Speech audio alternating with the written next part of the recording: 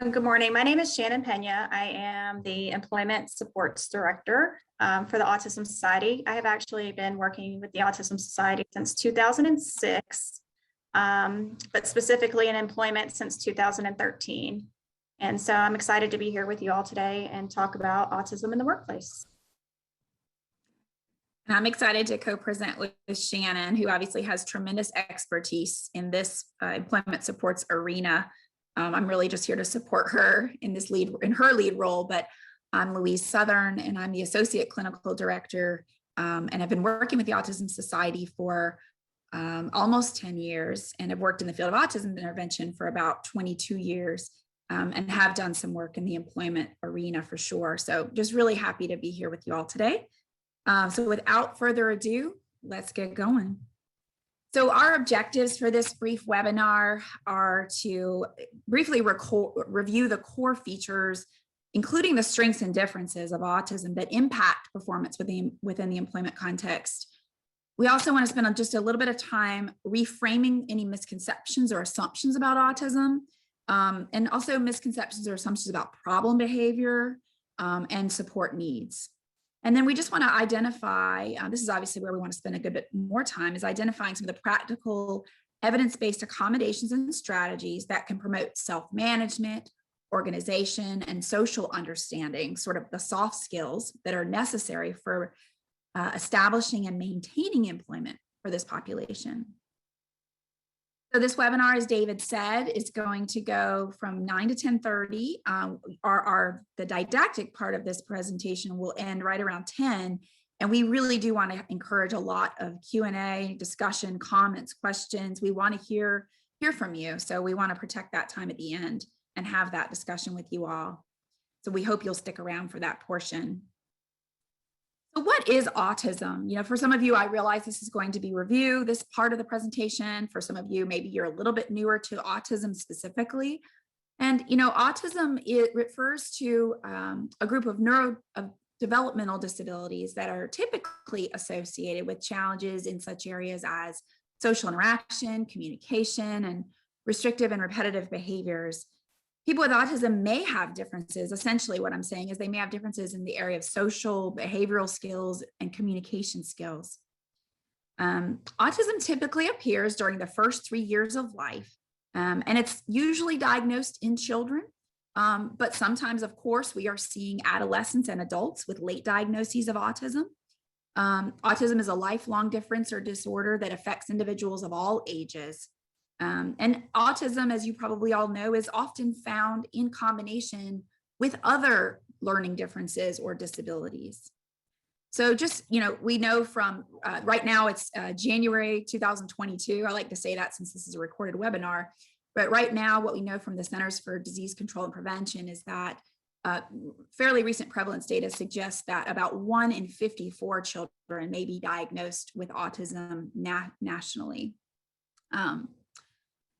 So, this saying, this very famous quote by Stephen Shore, if you've met one person with autism, you've met one person with autism. I'm sure that many of you all if you've been working with this population for almost any amount of time, you already know this to be true. As the name implies, autism is a spectrum disorder that affects individuals differently and with varying degrees of severity. No two people with autism are the same. And so that's important for us to remember. And it kind of informs our person-centered approach to supporting individuals with autism as well.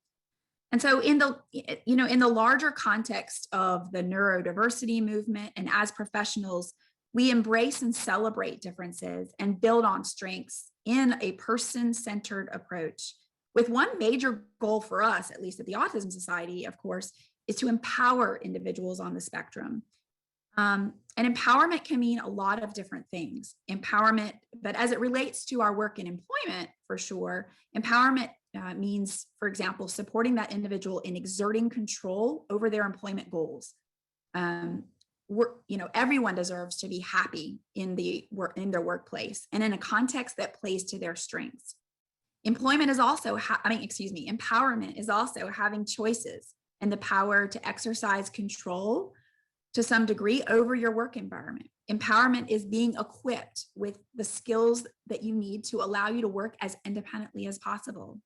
And empowerment is also having robust and effective ways to communicate in all settings, including within the workplace. So really fundamental to that is the idea that self-advocacy is a critical goal in our employment supports work. And, we can't really promote the empowerment of individuals we support unless we are looking at their differences and even sometimes the challenges through the right lens. At times we have to help, and I'm sure you all agree with this, sometimes we have to help our colleagues and others in this field to avoid making assumptions or to avoid holding certain misconceptions about why particular behaviors may be happening. So for example, when we're thinking about this through the autism lens, what might we observe in some individuals with autism? For example, these are just examples. Not everybody with autism exhibits these particular characteristics, but we might work with an individual with autism who maybe talks too much about particular topics. Or maybe we work with an individual with autism who doesn't sit nearby in group meetings, doesn't want to be part of the group or be with the group. Or maybe we work with an individual with autism who says things without really filtering what they're saying and thinking about what other people might think or feel about what that person is saying. We might see some individuals with autism who don't quickly answer instructions or questions that we present to them. Or we might observe an individual with autism who becomes upset over little changes. Or we might observe some individuals with autism who have lots of language and are, of course, highly intelligent. Many individuals with autism have great intelligence, of course. But given what we observe, we might make particular assumptions. And some of those assumptions might be mistaken. So for example, a person with autism who talks too much about particular topics, some might assume that they're only thinking about themselves or that they're selfish. Or if a person that doesn't sit nearby in group meetings, we might assume mistakenly that they're not paying attention or they're not interested. Or we might observe someone who says things without filtering. We might assume that they don't care about the feelings of others. We might assume that somebody that doesn't quickly answer instructions or questions, we may assume that they're inattentive or non-cooperative or disrespectful. These are assumptions that I've seen some within the professional community make. We might see somebody who gets upset over little changes, and some might assume that they're rigid or rude or defiant. Words matter. And so we want to help to kind of debunk or dispel some of those misconceptions and some of the language and words that some might be using to describe behaviors that they're observing. One misconception that we often see folks have is that an individual with autism who has lots of language and who is highly intelligent, some assume that means they don't still need communication supports. And that's often a big misconception. Many individuals with autism who we support, regardless of their intelligence, regardless of how much language they have, they still need communication supports. And we're going to show you examples of those later in this presentation. So these are some of the assumptions that some make. But if we look at these same behaviors through the autism lens and with the understanding of autism, then it might help us to arrive to different conclusions. So somebody who is talking about particular topics too much, from the autism perspective, what we might know is that they may have a more narrow range of interests. They may struggle to read the social cues in given situations. But when we look at these behaviors through the autism lens, this also helps to lead us towards strategies, things that we can do to support that individual. For example, if we see someone who doesn't sit nearby in group meetings, what we might know through the autism lens is they may have sensory processing differences, or they might process social information better when they're physically apart from the group. Maybe there's an anxiety component to that as well, but maybe they can better understand and process information when they're a little bit apart from the group and able to listen and participate in that context. We see some, of course, who maybe say things without filtering. And what we know from the autism perspective is that for some people with autism, maybe they're struggling with perspective taking. I mean, many of us struggle with perspective taking at times, right? This goes both ways. And so some with autism may not understand the hidden curriculum that governs appropriate workplace behavior. And we're gonna talk about the hidden curriculum in just a little bit. We also know that those with autism who maybe don't answer questions or instructions quickly, we need to honor the fact that many may need more processing time, more time to process the verbally delivered instructions and information that we are giving. And some of those individuals with autism might need information presented in chunks, in smaller segments, or they might need that information presented visually. We also know that some with autism in some situations might become upset over small changes or what seem to us like little changes to the schedule or to the routine or to the activities. And what we know from the autism perspective is that that should tell us that that individual, whenever possible, they need us to prime them in advance to help them be aware of those upcoming changes so that maybe they can stay calm and self-regulated if they have that information in advance. And we're providing that information in a way that they can understand it, whether that's through other visual supports or visual scheduling or other methods that we'll talk about more in a minute. And we also know that this tells us, those that might become upset over what are perceived as small changes, that obviously we as professionals need to arm them with calming and coping tools to better deal with those situations. So a lot of what I'm getting at here is that when we see these differences, really, in order to support others and to change behavior, if we're seeing challenging behavior in the workplace or in the work preparation context, it tells us as professionals that we need to do something differently, that we need to change our behaviors and to provide additional instruction and support to address some of these areas. And again, what we observe, this last point here, is that even those with lots of language those who are highly intelligent, what we recognize is that while they may need more support processing the information that we're giving to them, though, it doesn't necessarily mean that just because somebody can communicate effectively to us, that they can always process and understand what we're communicating to them. So I just wanted to spend a couple of minutes trying to reframe some of the assumptions that we see the broader community make sometimes. This is important in our work because if we're squared away in understanding and looking at things through the autism lens, it leads us towards the strategies and interventions and accommodations that are really responsive to this population. Shannon's going to take it away and talk about some of the benefits of employing individuals with autism. Okay, so there are lots of benefits of employing individuals with autism. I don't think I need to spend a lot of time talking about the benefits of having a job because there are a lot of professionals here, but there are also many benefits to having a job, the social aspects, the feelings of self-worth, the financial independence that comes with having a job. So there are lots of benefits to the employee, but there are also lots of benefits to the employer. And that's kind of what I'm going to focus on here. So if you're an employer who wants to employ someone with autism, you're going to get a great employee. And some of the reasons for that are a lot of individuals have very intense focus, have a different way of viewing things. So there's some creativity that comes with that. They may have different ideas that the rest of your team haven't thought of, just having that different perspective. If they're passionate about the work they're doing, they're going to give 110%. A lot of individuals are highly productive, so they're not quite as concerned about talking to their coworkers or taking breaks and chatting with their friends online during work hours, things like that. They're really focused on the tasks that they're doing. So I find a lot of the individuals that I work with, they're very productive and they're able to focus on their work tasks and get that done. And they're not really thinking about doing anything else until that's finished. So I think that's a really big benefit. Also, a lot of individuals are really honest. Sometimes this could be almost to a fault, but I think it's really good to have that, that honesty so that you know how the employee's feeling about the job. And also you just know that they're going to show integrity in their work and they're going to do the right things. Strong attention to details, and then an elevated work ethic. So these are just some of the benefits. I'm sure there are more that aren't on here.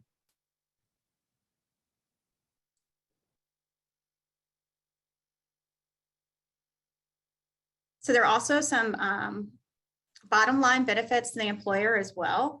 And there is research on this. So there's a lot of research showing that there's I can't actually see the slide because it's really blurry on my side, but I know some of this off the top of my head, so I'm going to go ahead and go with what I know. I do know that there are lower turnover rates with individuals with autism and individuals with disabilities in general.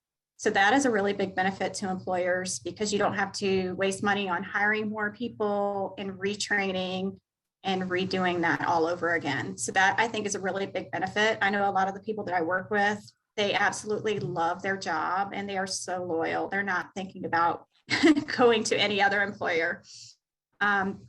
So that is one of the really big benefits. Also, too, just being on time. So if individuals know what their schedule is supposed to be and they know when they're supposed to be there, they are going to be there and they are going to do that. I rarely have individuals that will call out of work.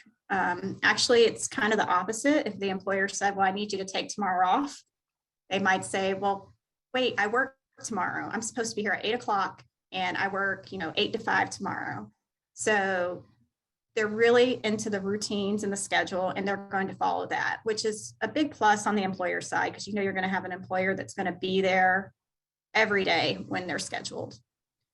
It also increases the business's image just to show that you are providing an inclusive work environment and participating in social responsibility. Also, too, the last thing that I want to mention on this slide is just productivity. Again, the individuals are very focused on their work. They're there to work and get their job done. So I feel like they're very productive in what they need to do. And oftentimes what I find is a lot of the people that I work with on jobs, they're more productive than their coworkers. So they're finishing their work and then they're looking for what else they need to do.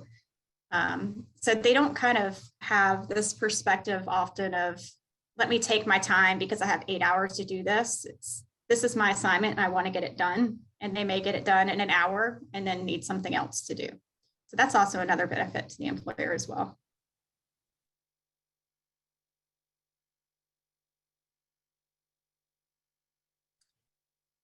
So with all these benefits, there's still just a huge area where individuals need support to get into the workplace.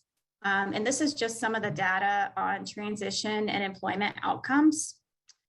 So 55% of individuals with ASD are employed in 6 years beyond high school. So there's a gap there. There's a gap in years, right? So a lot of individuals aren't employed right out of high school or even during high school. And 86% of those have speech and language impairment, and 94% of those have learning disabilities. And so I guess the biggest thing to point out here is, just because an individual has autism and may not have an intellectual delay, let's just say they may be a college graduate even, right? But they're still having trouble getting employed. So this next point is young adults with ASD who do not have intellectual disabilities are 3 times more likely to have no employment. And Louise talked a little bit earlier about the social and communication concerns. And I think that, is probably the biggest reason that the individuals are unemployed because a lot of them do have the skills to do the job. They have the education, they have the skills, but in order to get a job, it takes a lot of social and communication strategies. You have to talk to employers, you have to follow up on applications. So there's all these communication aspects that really end up being barriers to individuals. And then this last one, I really, we have a new program that's really focused on college graduates with autism and getting them employed. And, this says 75 to 85% of college graduates on the spectrum are unemployed. And that to me is just such a high number and really not acceptable. So we really want to try to work on that.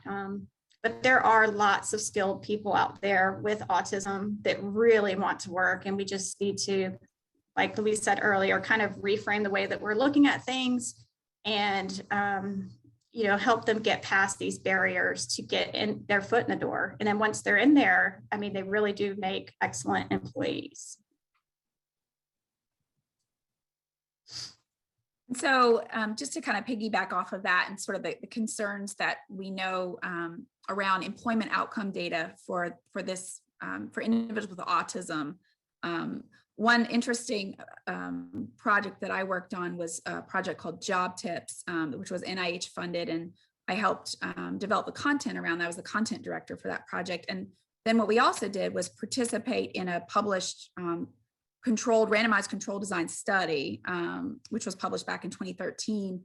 And what was so fascinating about that work was what we did is we had individuals who were diagnosed with autism, late adolescents and early adults, all of whom graduated from high school with a standard diploma, all who had average or above average intelligence.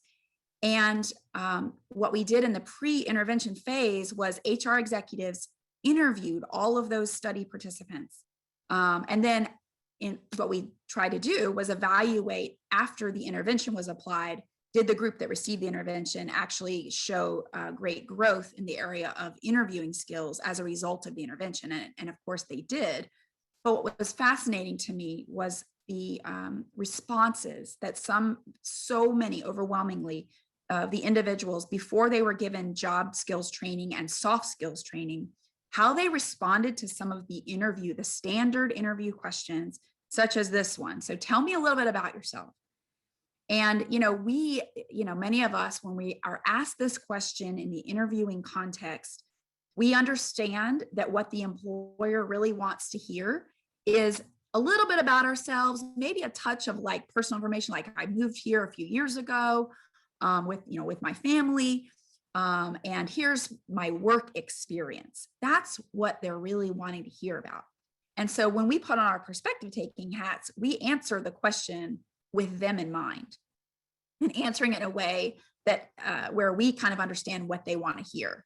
But what was fascinating is, of course, that so many of these study participants, prior to receiving instruction and support around these social rules, the way they answered the questions was wide open. So some individuals with autism, for example, would talk about where they were born, where every town in which they lived, for how long they lived there. Some individuals would talk about very highly sensitive and personal information that they should never share in the interviewing context. So it really was so eye-opening to me, despite all my time in this field, working with very intelligent people with autism who fundamentally missed the mark on this question until we provided instruction and support around it. And then they overwhelmingly got it right. So I just wanted to share that little story because it taught me a lot. What we know, of course, is that this is where it's at for so many people who we are supporting. So many individuals with autism have all the technical skills, have the quote hard skills, but it's in the soft skills area where they tend to struggling to maintain, to obtain and to maintain employment. And it really comes down to, in large part, the hidden curriculum of the workplace. And what the hidden curriculum really is it's all of the unwritten, unspoken rules that nobody ever explicitly says to us as employees when we go into an employment setting, but we already know them. We kind of just know them through observation and social learning history. And what we know is that many individuals with autism may struggle to grasp the hidden curriculum unless they're explicitly taught it. So for example, what's an example of the hidden curriculum or a rule that falls underneath the hidden curriculum? It would be, that acceptable, some slang we can use with our friends, but it may not be acceptable in the workplace, of course. Or another example, do not argue with a customer, even if you're right. Another one, do not argue with your boss, even if you know you're right. So these are some of those rules that nobody ever maybe had to explicitly tell me, but I just knew them to be true. And that governed how I behaved in the work setting. We all make mistakes in the work setting. None of us are perfect, but this is an area where we know a lot of the individuals on the spectrum need support. Another example would be don't share highly personal information in the work setting, or don't share information about your beliefs, your political beliefs or political affiliation, and your religious beliefs. Some of those topics are off limits in the work setting. These are some of the things we have to explicitly teach some of the people that we support in a proactive way, rather than waiting until there's a fire that we have to put out, or rather than waiting until the individual is at risk for losing their job. Proactively getting ahead of our instruction around this is so important. Shannon, take it away. Yes, so all of those things are really important. They're all things that we do work on in our employment program. I guess the ideal situation would be someone is coming to us before they are employed, and we're working with them on those skills and helping them find employment opportunities, learn how to seek jobs, learn how to communicate in the workplace, all these things before they get the job. But sometimes, someone might have a job, as Louise kind of mentioned, where they're having issues, and then they come to us, and then we're kind of coming in trying to salvage things and teach those skills at the end. But they are really important skills that we need to work on with individuals. So some of the potential barriers to maintaining employment for the individuals that we are working with, the biggest one, or one of the biggest ones, is probably communication. So for most of the individuals that we work with, the communication really needs to be very clear and concise. It needs to be straightforward. So a lot of the individuals aren't good at, reading between the lines, or if you're being around the bush, you just really need to be as clear as possible. Another area under communication where individuals struggle is with the social cues, like body language. Just trying to interpret that can be difficult. So if you could just say what you mean, that's, a really good way to communicate with individuals with autism. Another barrier could be the work environment.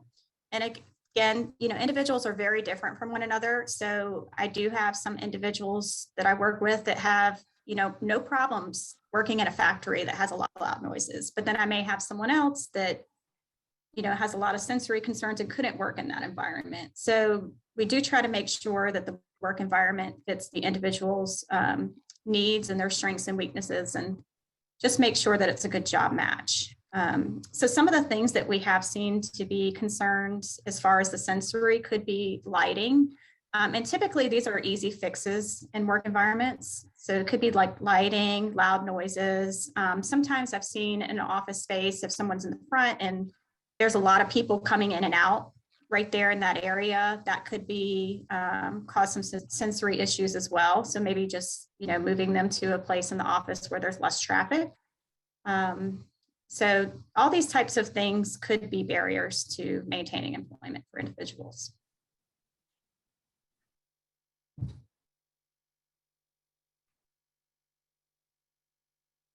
Also, unclear job guidelines. So this too could also go back to the communication piece. But the individuals typically are really good with the hard skills, like Louise said. So they're going to know how to do the job. A lot of individuals have went to school for the jobs. They know what to do, but they need to know what your expectations are. So like, what are the employer's expectations for how they should do the job, how they should complete the tasks, if they should be completed in a certain order. So just very specific details about the job, the guidelines, and how the job should be completed. I know earlier Louise mentioned, if an individual has a lot of language and is very intelligent, I'm guilty of this as well. I've done it before. You may just assume that they're going to understand what's expected of them because they do understand so much. But a lot of times there's still a great need to be very detailed and just make sure you're very clear about what those guidelines are. And then another barrier is scheduling. So a lot of individuals prefer to have routine and structure and do very well when things are routine and structured. So when a job has a lot of schedule changes or a lot of changes in the task, those are usually a lot harder to make successful. So just routine as it can be, that's what we want to do. So if we can structure the job, and that's a lot of what we do, our job coaches do on jobs, is try to help the employer with structuring the job. That way the individual knows exactly what they're supposed to do each day.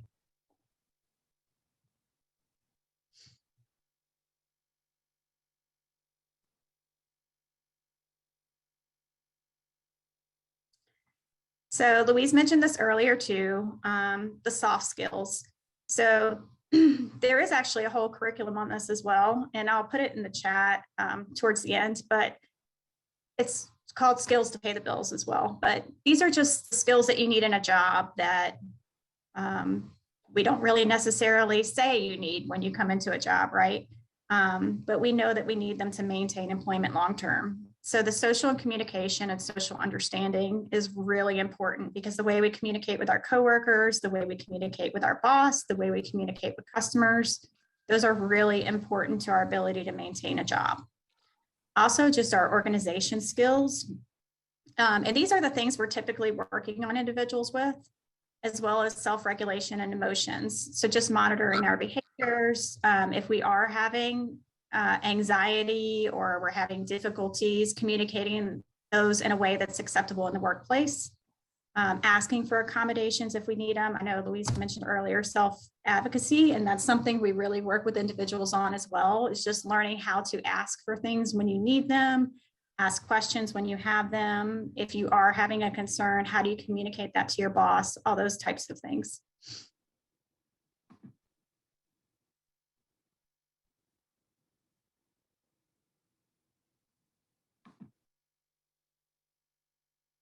Okay, so we've talked a lot about the different barriers and everything. So I know I mentioned some of these, but there are some, I consider them to be pretty simple accommodations and strategies that we can use. You know, you're not talking about major workplace changes.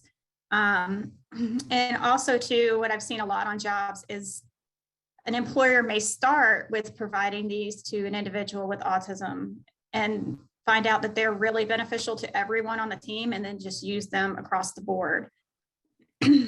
But really just providing clear expectations for how the time should be spent, what they should be doing, how the job should be completed.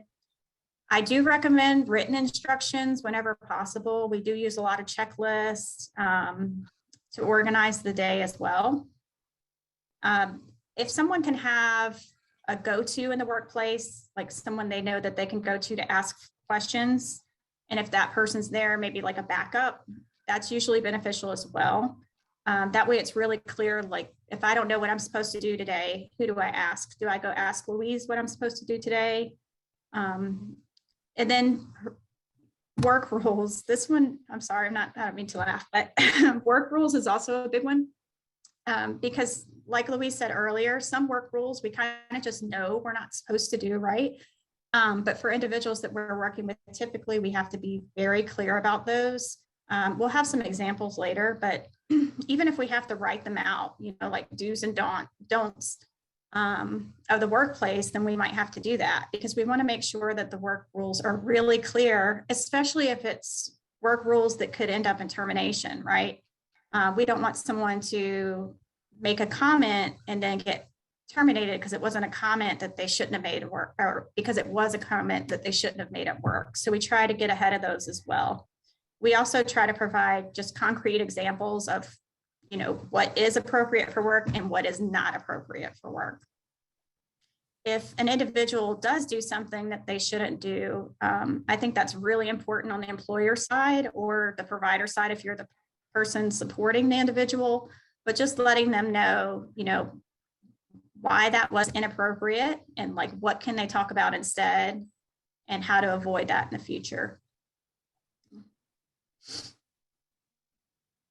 So I'll show you some examples of that in a little bit, but just being, again, concrete, explicit. You can use visual instructions. That could be picture instructions if someone needs that level. It could be written instructions. I have even used, you know, video instructions where we look at specific examples and I have them point out, you know, is this appropriate or what was wrong with this? And then good examples of like, what did this person do right? You know, kind of let them see that. Conducting a task analysis. So this is something we do on every job that we work with individuals on. And basically what we do is we just break down the steps of the job into smaller, more concrete steps. So it really depends on, I guess that it depends on a lot of things, but it depends on the job, you know, how much does it need to be broken down, and also the individual's understanding, how broken down do they need it.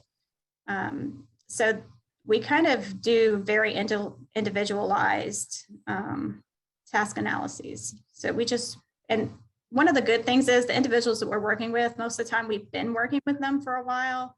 So we have pretty good understanding of what's going to work for them.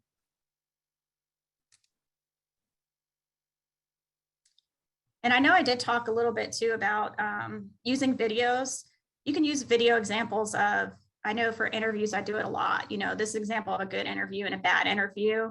And individuals get really excited when they're able to point out like what the person did wrong and what the other person did right. So that's a really good way. But sometimes it can be hard to see that in yourself, right? So you can also record the individual themselves and then play it back to them so that they can see what they look like from the perspective of the interviewer.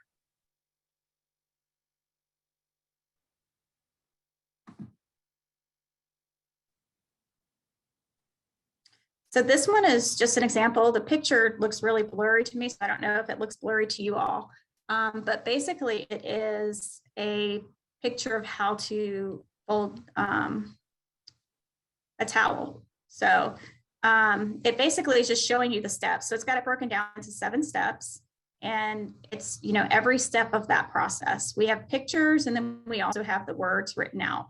So, I mean, for someone, depending on what works best for them, they may just need the pictures. For someone else, they may just need the words. In this example, we have both. But this is basically what a task analysis would look like for this particular task.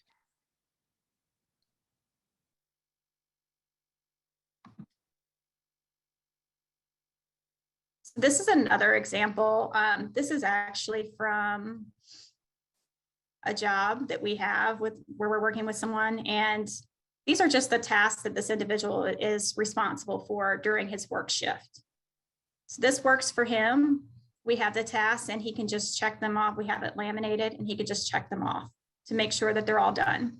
So he knows he needs to wash the dishes. And we have, you know, very specific, that includes the glassware, the flatware, the pots, the pans. In his role, he uses dishwashers and does some things by hand. In the beginning, we did have to have a separate sheet that showed which ones could go in the dishwasher and which ones would be done by hand, but he learned that pretty quickly. And so he no longer needed to use that anymore. So, and then the other tasks that he needs to do are all listed here. And then again, he knows at the end of his shift that he can go back and make sure these are all checked out before he goes home for the day.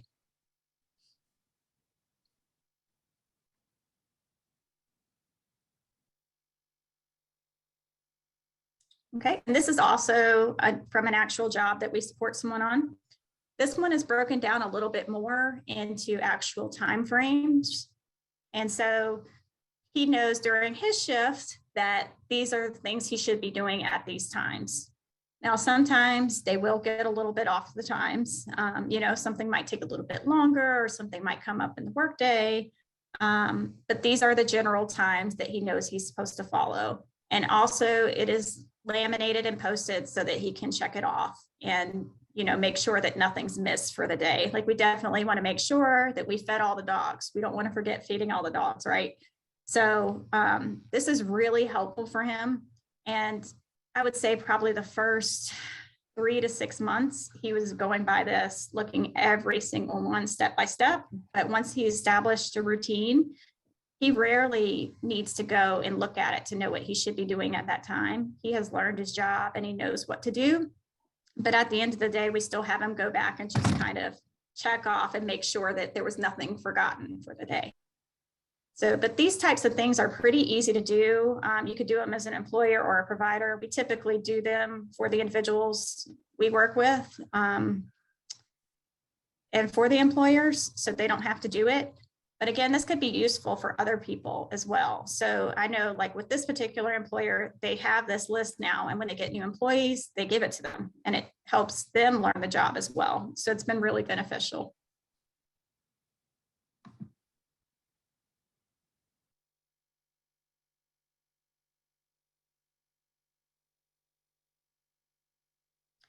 Okay, so just some more accommodations and strategies. So being mindful of the environment or the workplace may not be conducive or a productive work environment for an individual with autism.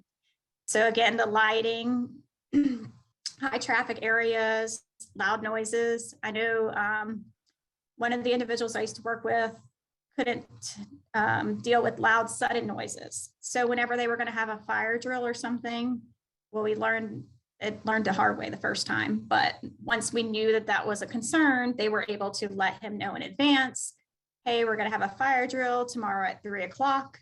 And he would put it in his calendar. And so he would know at that time. And he actually was able to handle it knowing that it was coming in advance. You know, not all individuals, that might not work for all individuals. Some individuals may need to leave during that time or, you know, something like that. But for this individual, he just needed to know that it was going to occur, because what scared him was, you know, the unexpectedness of it. But that's just to show you that there are some simple kind of solutions to this, that, you know, we don't have to change the whole entire workplace. We're just making minor accommodations to help this individual be successful. Now, if we didn't do that, he may not have stayed in the job because they were having a lot of fire drills, you know, and it was really upsetting for him. So just making this one small change of letting him know ahead of time, he was much more comfortable in the job, and then things were fine. Schedule and making the schedules and just making sure everything's structured and routine. The more that you can do that, the more successful it will be. We do have a lot of people that use timers. They may set a timer on their watch or on their phone. We do help people organize their time with calendars. Again, some people use calendars on their phone. We have written schedules. So there's all kinds of different strategies that we can use or teach individuals to use on their own. And for us, our goal really is to help increase independence. So we are really trying to teach individuals how to use these tools themselves as much as possible. So showing people what is expected of them. Just again, this is back to the clear and concise, just letting them know exactly what you expect of them in the job. If someone is not doing the job as expected, then you would want to be very clear about what they're doing that is not expected, but what do you expect? You have to let them know what you do want. Allowing job coaching on site is a really good benefit as well. And that is what we do in the employment program. We do go on site with individuals and try to set up that structure, make sure the individual knows their job, they learn their routine, they know exactly what they're supposed to do. Again, know like those soft skills, what's appropriate and not appropriate for work. And then also to just educating the employer if they need it, if they have any questions, if they're, you know, concerned about how to address a particular situation with the individual, then those are all things we can help with as well. And so back to the soft skills again, it's just letting them know what is acceptable and unacceptable for the workplace.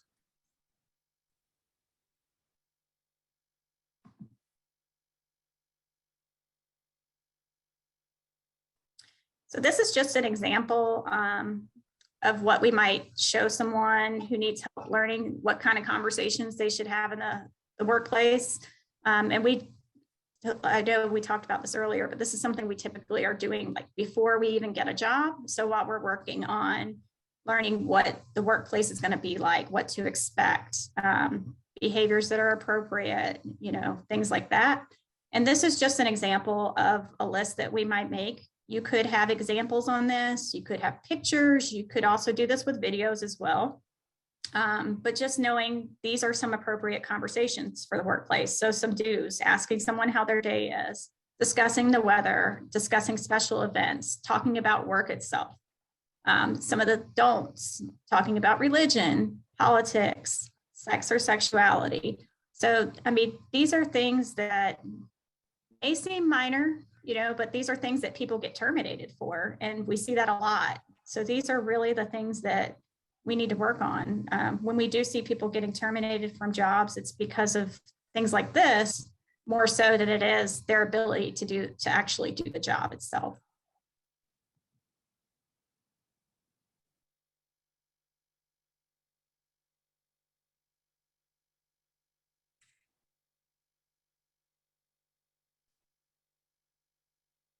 Okay. So one of the things that we've seen to be really beneficial is having a mentor on site. So we talked a little bit earlier about having someone that you can go to ask questions. I would say that's kind of the minimum of what I would consider a mentor, you know, someone that their go-to person. But it can be so much more than that. And we've seen a lot of employers really embrace this idea, and they'll have like an assigned coworker who not only is the individual's go-to to ask questions, but also kind of helps them, guide them to grow in the job. So to learn the skills that they need to maybe move on to even another higher position in the company. So this person mentors them in different ways. And it really helps the individual to feel more comfortable. And I think this is a really good way to go if the company is able to do something like that, because while it's really great to have a job coach and everything, the job coach is not there 100% all the time. This is a way to create a natural support who is in the workplace, more frequently. Also, too, just allowing alternative communication for individuals. And I know Louise mentioned earlier that individuals may have other things going on in addition to autism. I have worked with a few people here recently that have significant communication barriers due to stuttering. So, they might prefer to text or email or instant message. Some of our individuals might prefer to do that anyway because they're not much on talking. But that also is a pretty simple accommodation that you can make that will help the individual feel more comfortable and also, help them be more clear in what they need to communicate with you. So another accommodation might be modification of supervision. So supervision might need to look a little bit differently, just depending on the person anyway, whether with or without autism, it might need to look a little bit differently, but you might need to do more frequent supervision, might need to provide more clear supervision. I do suggest, again, in writing whenever possible. That really is just kind of a good rule of thumb, and it's something pretty easy to do.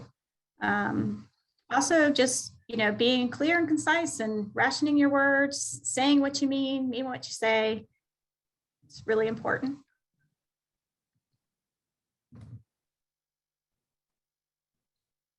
So Shannon, I don't know if you have any backstory you want to offer on this before we show this video. So this is Steven. He's one of the best. He's just a nice person, great person to work with, and an excellent worker, works very, very hard. But this is just one of my favorite videos that was done.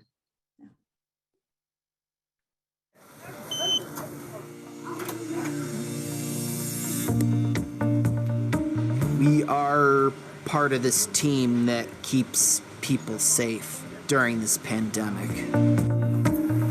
Another great day at the office.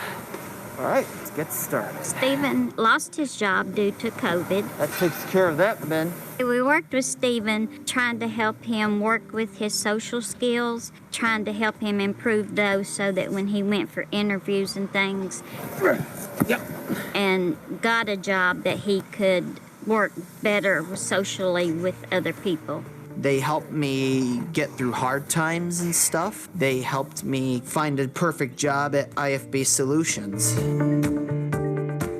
I think this year has been a challenge for everybody, and it has been no different for IFB Solutions, but it's taught us resiliency and how to pivot as an organization.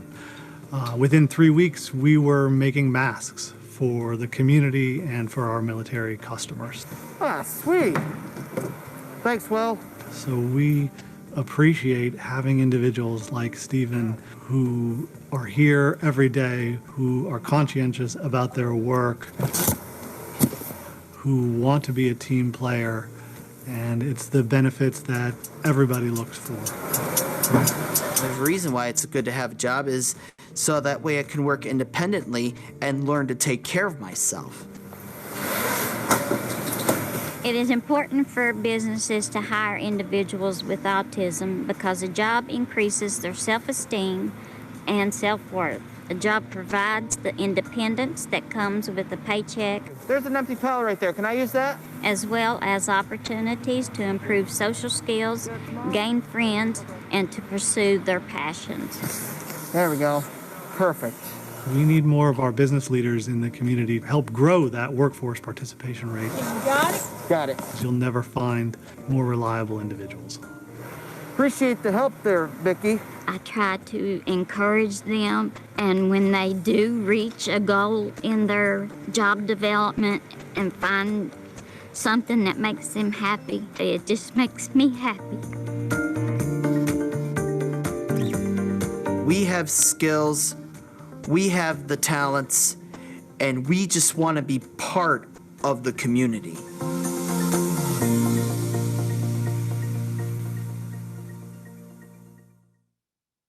I love that video, and it's on our website as well if you ever want to reference that again. Thank you guys so much. You know where to find us if you need us in any way, shape, or form. And thank you for your work.